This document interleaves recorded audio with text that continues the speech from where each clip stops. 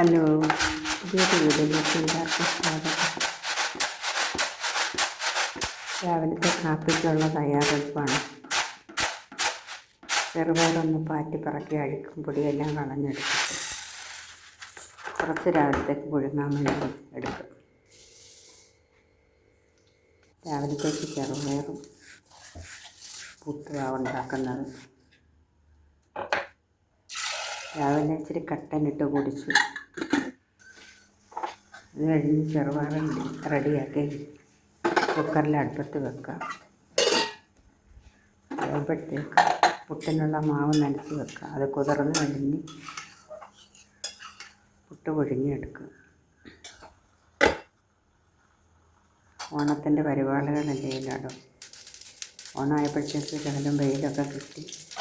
സാധനങ്ങളെല്ലാം ഉണക്കി തുറക്കുന്നവർക്കൊക്കെ വളരെ ഉപകാരമായി.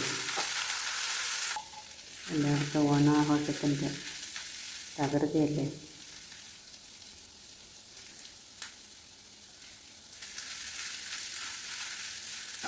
ബീൻസ് പയർ മെഴുക്ക് പുരട്ടിയെടുക്കുവാണ്.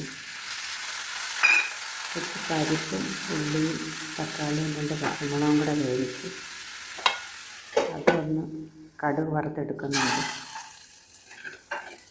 ചാനൽ ആദ്യമായി കാണുന്നവർ ഒന്ന് സബ്സ്ക്രൈബ് ചെയ്യണം. ഒരു ലൈക്ക് തരാനും മറക്കല്ലേ.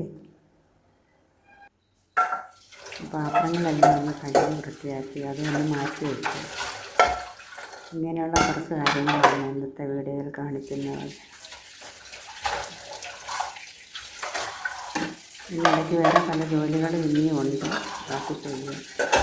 ഇന്നത്തെ വീഡിയോ ഒരു ചെറിയ വീഡിയോ. എല്ലാവരും ഒന്ന് സപ്പോർട്ട് ചെയ്യാൻ മറക്കില്ല. വീണ്ടും ഒരു വീഡിയോയുമായി കാണാം.